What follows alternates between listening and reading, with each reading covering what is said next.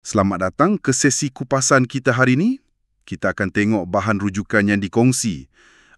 Satu set slide pasal protein. Matlamat kita nak betul-betul fahamlah kenapa ia penting sangat. Berapa banyak kita perlu dan sama ke semua protein ni? Okey, jom mula dengan asas dia. Apa sebenarnya protein ni, kan? Menarik juga nama protein tu. Dari Greek proteos, maksudnya utama.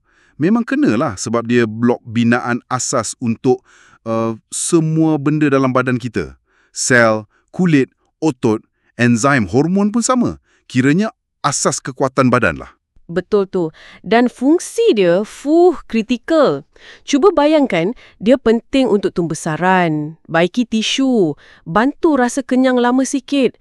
Lepas tu, hasilkan enzim, hormon penting, jaga kulit, rambut, kuku, sumber tenaga pun ya. Bina otot, sokong imun, pencernaan, angkut molekul penting lagi. Pendek kata, kalau protein tak cukup, banyak benda, fungsi asas badan boleh sangkut sikit. Okey.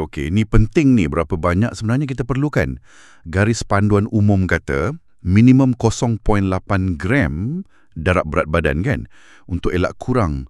Tapi yang ideal, macam lebih dekat 1 gram darab berat badan kilogram.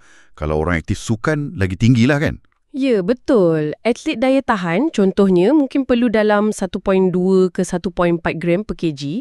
Kalau atlet kekuatan, boleh jadi 1.2 ke 1.7 gram per kilogram. Malah ada yang sampai 2.0 gram per kilogram. Tapi, yang menarik dari sumber tu kan, cukup ke protein kita makan? Macam contoh tu, wanita 60 kilo perlu 60 gram protein. Kalau dia makan 2 paha ayam, tu baru dalam 24 gram. Tambah sebiji telur, 6 gram. Baru 30 gram. Separuh je dari yang ideal. Ni macam ramai orang mungkin tak perasan pun diorang kurang protein sebenarnya. Itu kalau orang dewasa biasa. Tapi kita selalu dengar orang kata, orang tua, warga emas, tak perlu banyak sangat protein. Betul ke macam tu? Macam tak logik pula bila fikir pasal otot diorang. Yang tu satu salah faham besar tu. Mitos sebenarnya. Sumber kita ni tunjuk dengan jelas warga emas perlukan lagi banyak protein dalam lingkungan 1.5 ke 1.6 gram per kilogram berat badan sehari. Penting sangat ni untuk jaga otot dengan tulang diorang yang makin kurang bila usia meningkat. Jadi contohnya orang umur 70 kilo patutnya ambil dalam 105 ke 112 gram protein sehari. Jauh lagi banyak dari kita sangka. Banyak beza tu. Okey, sekarang kita tengok kualiti pula. Adakah semua protein ni sama je taraf dia? Kat sini lagi menarik. Beza utama dia ialah lengkap atau tak. Protein lengkap ni, dia ada semua 9 asid amino perlu.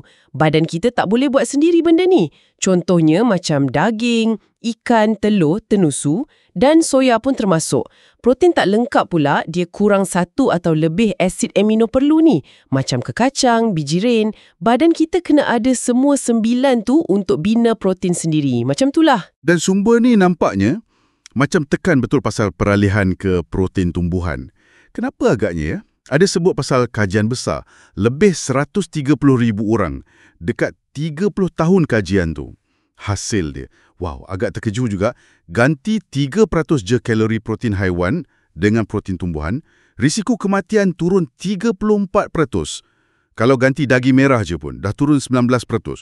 Besar impak dia kan? Ya, betul. Penemuan tu memang signifikan.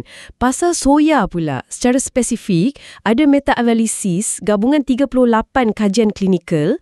Ia tunjuk ambil protein soya purata 47 gram sehari boleh turunkan kolesterol total, LDL kolesterol jahat tu dan triglycerida. Lagi bagus dari protein haiwan. Manfaat lain dia termasuklah kesihatan jantung, bantu urus berat badan, galakkan hilang lemak dan sokong lapisan usus kita. Okey.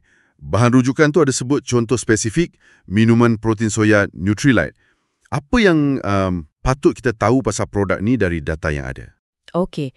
Berdasarkan slide tu, ia contoh protein tumbuhan campuran soya, kacang peas, gandum yang dikira lengkap. Maksudnya ada semua 9 asid amino perlu tu. Skor PDCAAS dia 1. Itu skor paling tinggi untuk kebolehadaman dan kualiti asid amino. Jadi badan boleh guna dengan sangat efisien lah. Data tu juga tunjuk dia rendah lemak, tak ada kolesterol. Satu hidangan 10 gram tu bagi 8 gram protein, tapi kalori cuma 40. Rendah kalori dan lemak kalau banding dengan badam ke steak ke untuk jumlah protein yang sama. Faham. Tapi kan soya ni selalu orang risau. Isu hormon lah, macam-macam. Ramai yang macam was-was lagi. Apa kata sumber ni pasal mitos-mitos ni semua? Soalan bagus. Sumber tu rujuk kajian semula data klinikal. Kesimpulan dia, soya atau isoflavon dia tu tak kacau pun paras testosteron atau estrogen lelaki. Tak ada bukti kukuh pun soya sebabkan balih awal.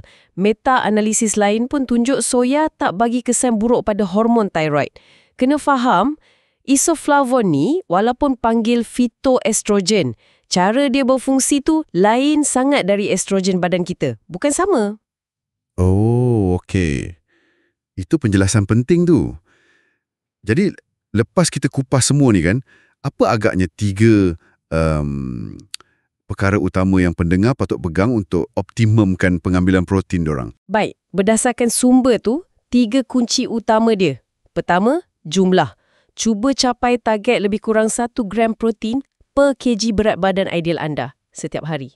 Kedua, kualiti. Cari protein lengkap yang skor PDCAAS dia tinggi, macam soya, telur, tenusu. Dan ketiga, agihan. Ni pun penting juga. Jangan makan semua sekaligus. Sebarkan pengambilan protein tu, sarapan tengah hari malam, baru dapat rangsang bina otot dengan lebih baik, lebih konsisten. Jelaslah kan, protein ni bukan calang-calang nutrien. Asas penting untuk semua orang setiap hari.